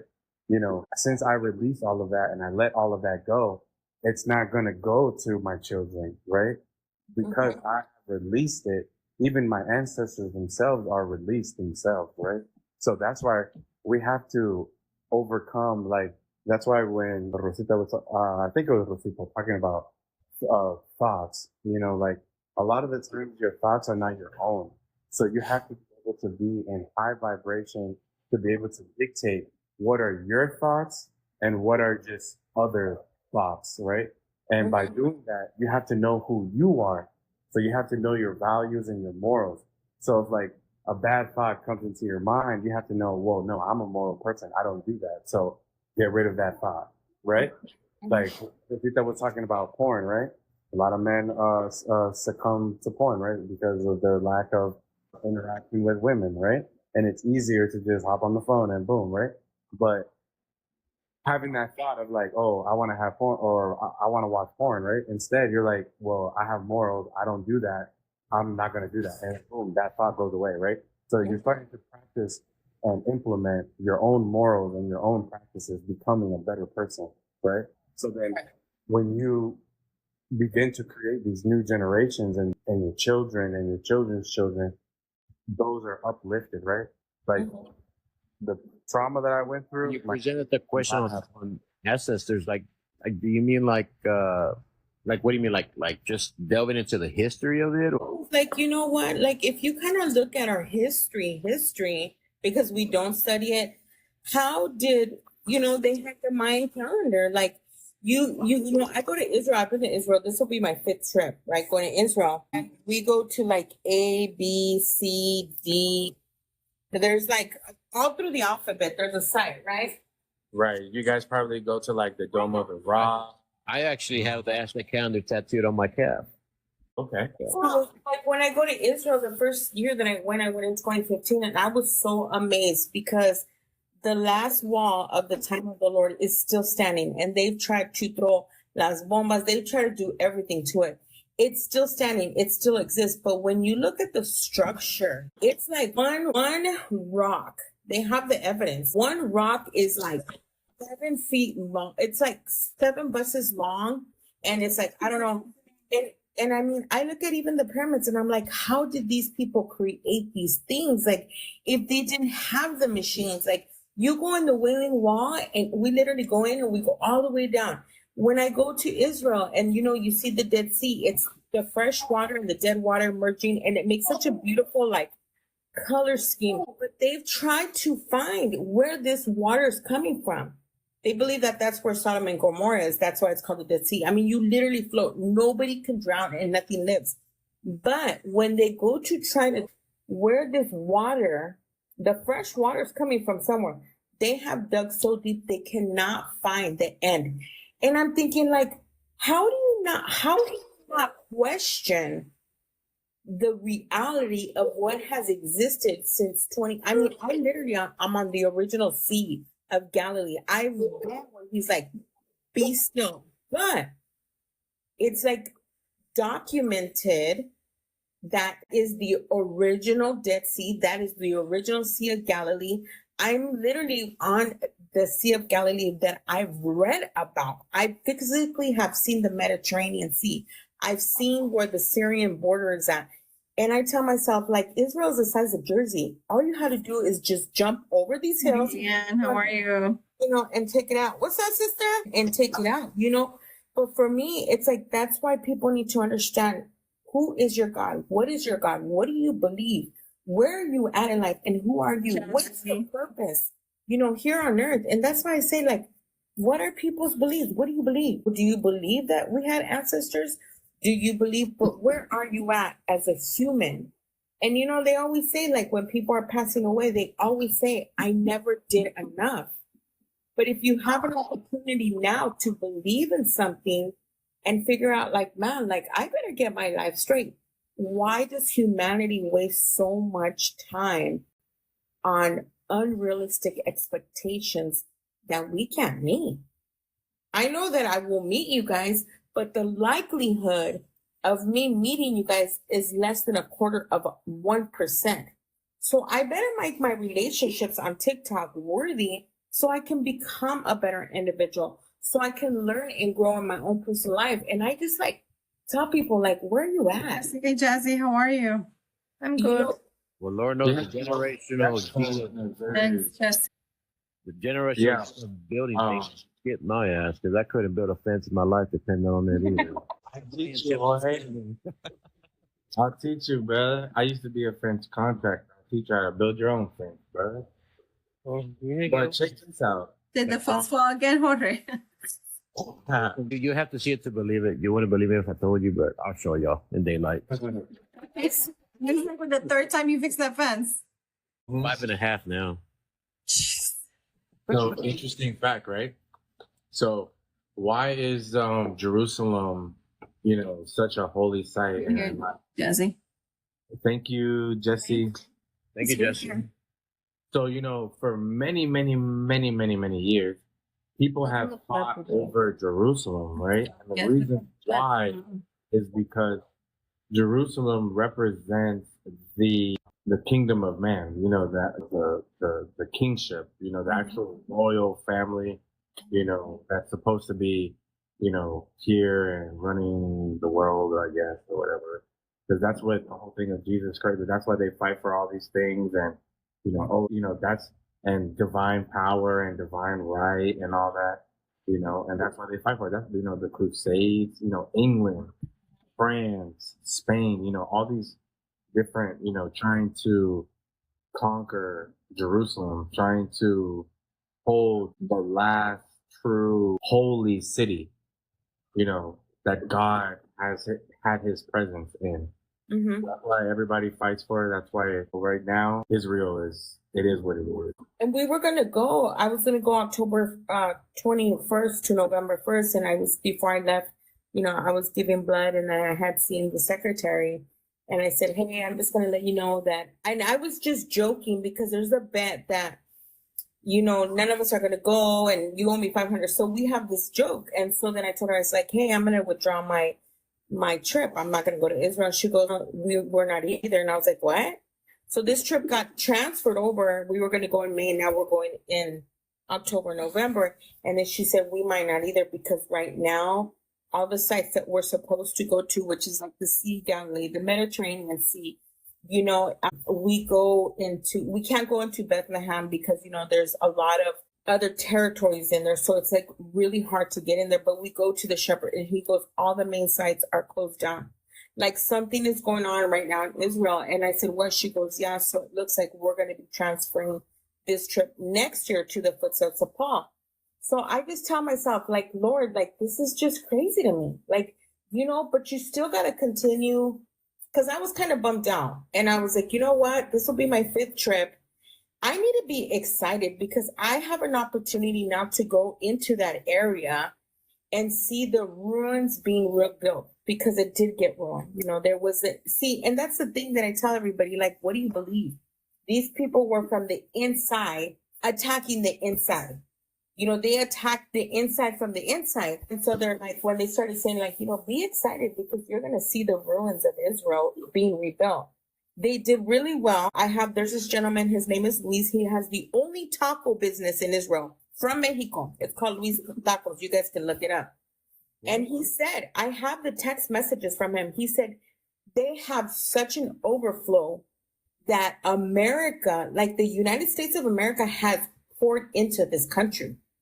Like literally. And they're like, we don't lack anything. You guys need to tell them to stop. And I said, well, from the news, that's not what we're getting. He goes, no, I'm telling you, from a person who lives in Israel, married to an Israeli, we have an abundance of overflow of help.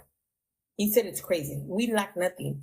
And so, that's where I tell people, like, where's your belief? What do you believe? Like, what do you want to believe? Where do you want to end up? And that's why I tell everybody, do you believe in anything else but what you've been brainwashed and conformed to be part of?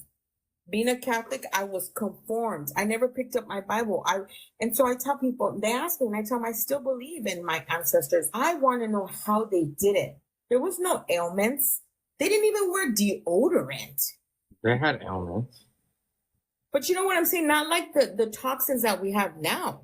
I go to Walmart and I'm like, $10 deodorant. I'm like, let me do like that movie from the Planet the Apes where they were like washing their underarms with rose petals. And I'm like, and everything else, let me wash it with that, And it makes you kind of wonder, like we just went through the government shutdown.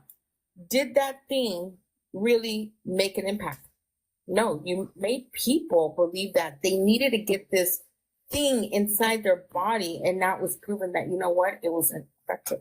It wasn't. The order gets up to $100, I'm still buying it. So this is a lot,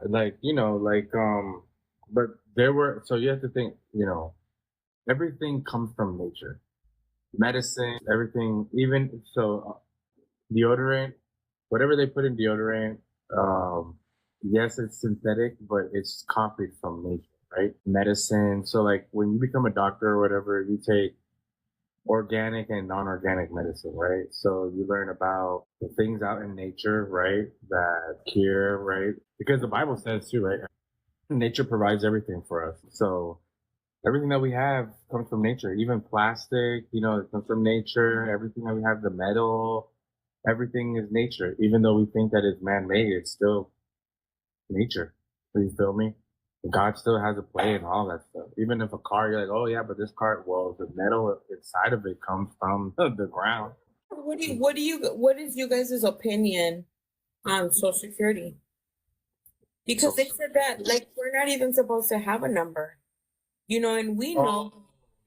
Well, so what you're talking about, so that's going back to the whole look up what a citizen is and look what it is to be sovereign, right?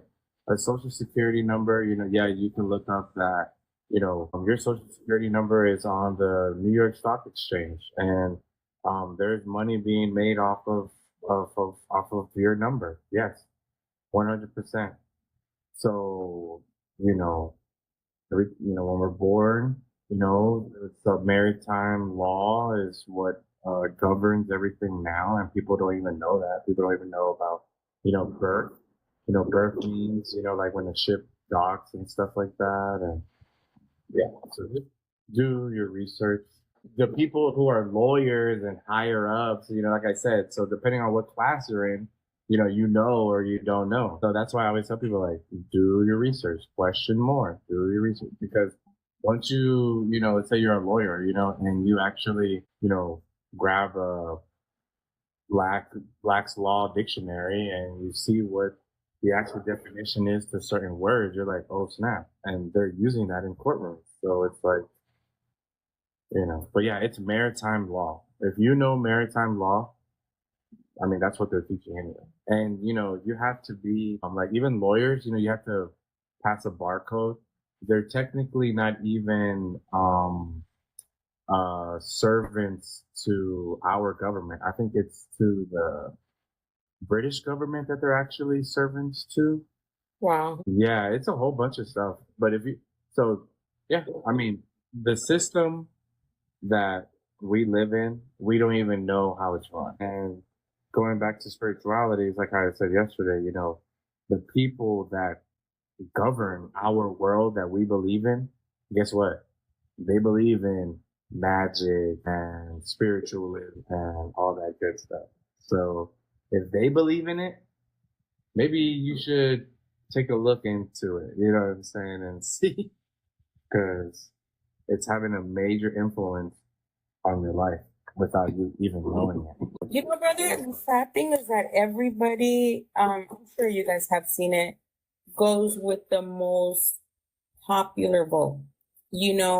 Unfortunately, if people didn't open their eyes these last 4 years, these last 2 years, even this year, people are going to be in some trouble because it's coming. It's coming, and people don't want to believe that things are changing. But that's why some entities want us to be, at home. Some entities want us to just be like, close your door, don't open the door to the Kirby guy. Here comes the Avon lady. Don't trust her.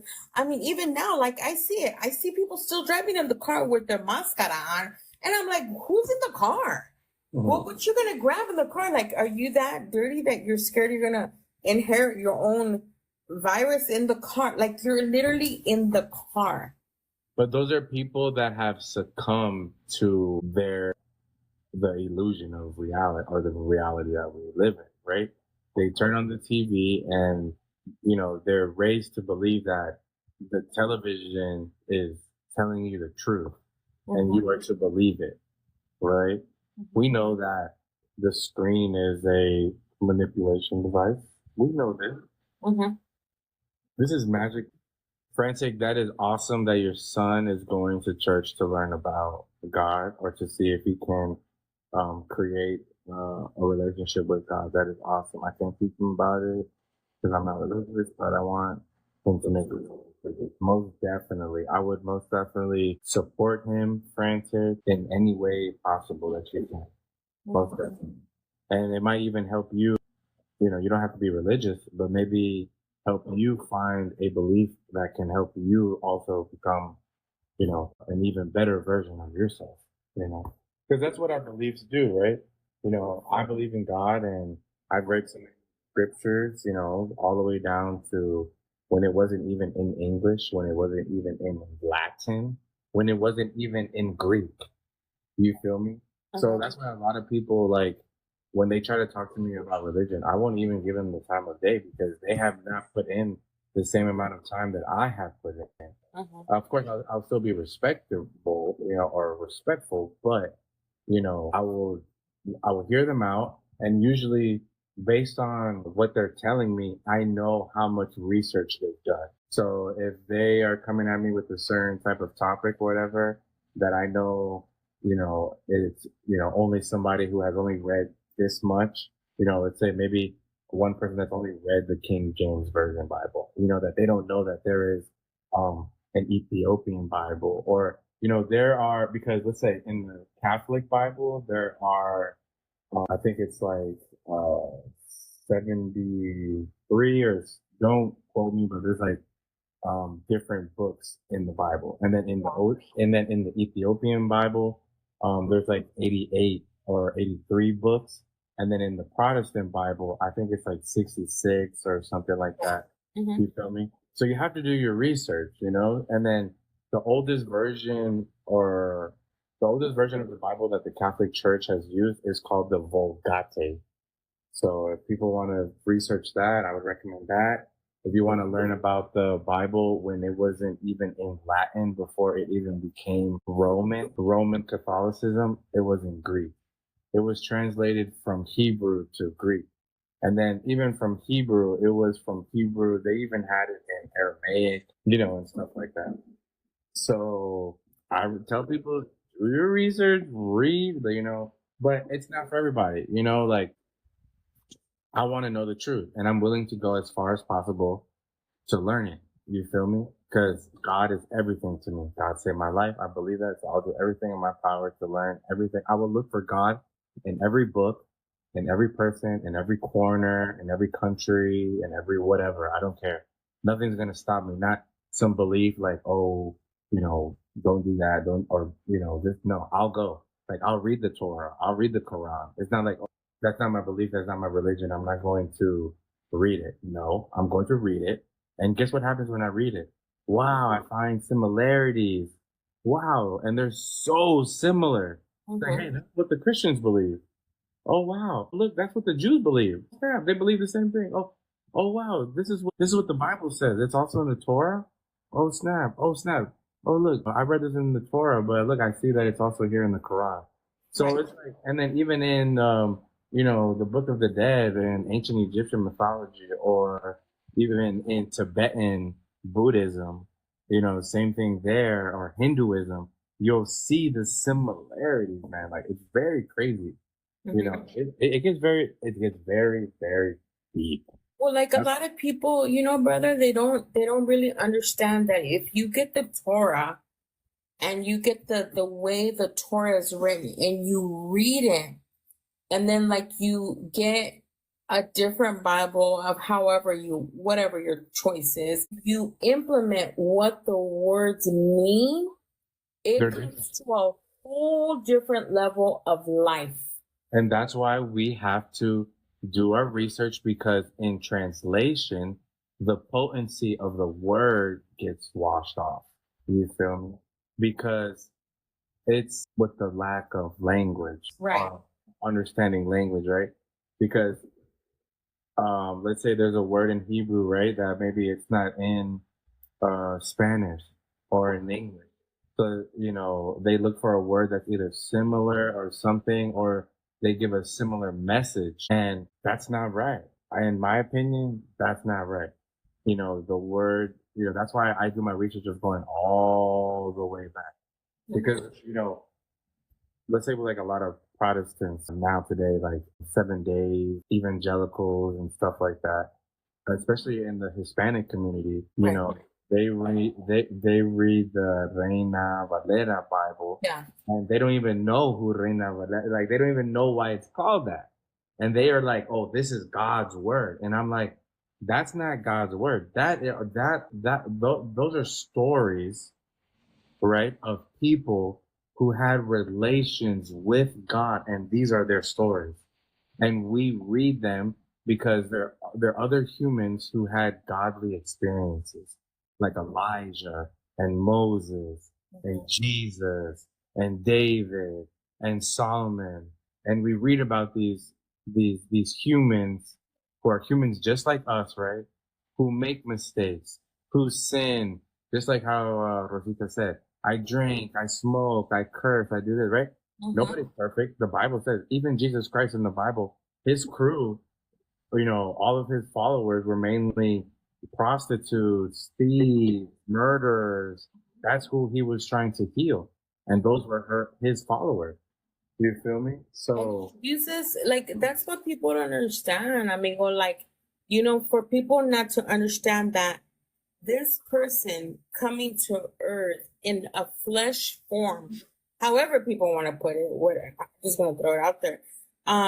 He used the worst of the worst to show us now that if he could do it for them, who are we that he can't do it for us? But so many people, like I said, that's why I always continue saying, like, I'm very consistent with my words. Like, I do not like legalism. I don't like religion. I came from, like I told my mom when I was a Catholic, I still honor, respect her, and love her because she's more of a fervent prayer warrior than I am. But I tell my mom, like, can you be open? But it's very hard because she's been so conformed. She doesn't know anything what she's been so conformed. And it's a fear. Like, I used to have fear. I wouldn't but sleep. that's because of, in Well, my it could opinion, be, Rosita, that could be fear, but at the same time, it could also be it's tradition. something cherishing because maybe it's something else passed down by her. Right. It's tradition. Could be a It's generation. tradition. Could be out of, It's, you know. you're 100% correct. It is traditional. Medusa, why did you go to Catholic school and why were you brought up as a Catholic? Because your parents Because were. my parents, yeah. Now, if you go deep enough in history, check this out. Why are you even Catholic when you're supposed to be Jewish? You know why? Because during the Inquisition, we were forced to convert. We were called marranos because we were forced to convert. We were converters, conversos. And we're the ones that migrated from Spain because there was the Inquisition. The Inquisition wasn't going to kick out the Spaniards. They were trying to keep the Spaniards, but they wanted to kick out everybody else. So who migrated? The Sephardic Jews. And the Sephardic Jews are, the Jews of Judea, of Jesus and Solomon and David. So we have that blood. So if you do your research, you'll actually notice that. So I tell people, do your research, man. That's why I feel like, especially us Latinos and Hispanic, like even Latinos, we're called Latinos, right? You know why we're called Latinos? Because Sephardic Jews used to be called, or they used to speak the language of Ladino, which was a mixture of Hebrew, Spanish, and Arabic. Don't you see how us Spanish people or Latinos and Hispanics here in Central America, South America, Mexico, right? We have words in Spanish that are Arabic, like Allah. You know what I'm saying? Like we even say it, even though we might say it in a bad way. Right? But it's still, it changed into that, but it originated with the history. And then if you guys go to my page, especially Rosita, I would want you to look. I have one video on there. It's about Sephardic women. And you'll notice that it looks like your typical Mexican woman, a Salvadorian woman, your typical Hispanic Latina woman. And you see where our traditions come from. It's from there. So that's why I tell people, learn your history, because you don't even know us as Latinos. We don't even know who we are. We don't even know that we're Jewish. We don't even know that. Crazy. And in Israel, there's Magdalena. So, you guys know about Magdalena. Yeah, Mary. Yeah. And so what happened is that the Catholic Church, because it was, so when you go to Israel, like if you find documentation, if I find an excavation and I could prove that it's in the Bible, like whatever religion I choose to serve or to be part of, they claim it. So that area was founded by the Catholic Church. So they did the excavation. So if I can prove, if I can go to Israel right now and say, you know what, I'm from Mexico, like here's my birth certificate. I'm straight up like Mojada Mexicana, like I'm from TJ. This is who I am. And I am Catholic, and I can prove, you know, that I can live in Israel for free and work in the land, and I will be taken care of. And anybody, but you have to bring the document. And it's like, it makes you kind of wonder, like, it was very strange to me. I'm like, how does that happen? And they're like, because if you can prove that you're a Mexicana from Mexico, and you can say, I'm 100% Catholic, you can live in Israel. It's because you're Sephardic. Because all of the Catholics, I'm saying, they were forced, they converted either to escape prosecution, death. You have to understand, because it was the Inquisition. It was the Inquisition of 1491. Everybody knows 1492, right? Christopher Columbus crosses the Atlantic and discovers the New World. That's a load of booty. Christopher Columbus wasn't even Italian. He was a Jew. He was a Sephardic Jew because he spoke Castilian. He spoke perfect Castilian, horrible Italian. And the people that funded his voyage were Sephardic Jew bankers. Financiers. La chilindrina. And I love Israel. Israel is such a beautiful country. Everything is homegrown. It's very it's beautiful. It's just a beautiful country. I mean, and then the meal. Yeah. Mexico is probably the largest Sephardic Jew nation in the world. Mm-hmm. But like you said, brother, study so you know. And my pastor says that all the time. Like I said earlier, you know, he always says, don't believe me. Do not sit here and just say, like, that's Pastor David, and I'm going to, because you need to go search the scriptures to know if what I'm teaching you is the truth. He said, and that's the problem with new churches. Everything is a circus. They got the big lights. They got the big TVs. He said they're so in debt. Like brother was saying earlier, you know, and Joel Osteen, you know, they like the thing with him is like he says, this is my Bible, and it says I am what it says I am, and it does. But do you ever open it and teach it to the stadium of people that you have? You will be held accountable to an extreme extent, and it's not good because you don't tell people that. You don't ever talk about hell. You smile all the time. What are you doing as a pastor up there? How are you teaching the congregation to open the word of God and say, you know what? I better go look for myself. I'm believing this guy, and I have where do you go? Where do you fellowship at? What is it? Their church? I don't know what his church is, but I go to Joel Osteen's church. Now, are you involved? That's another question. Do you get involved, or you just want a title? I mean, like, what's the whole point? But, you know, brother, these are the things that I tell myself, like, that's all for money and power. They use, like, look at Christianity, right? And this is a great example, right? Before you get into that, let me just I enjoyed the talk, enjoyed the podcast. Joking. Thank you, amiga, for having me. Thank you so much for coming in. Thank you for having me. Guys, y'all have a good night.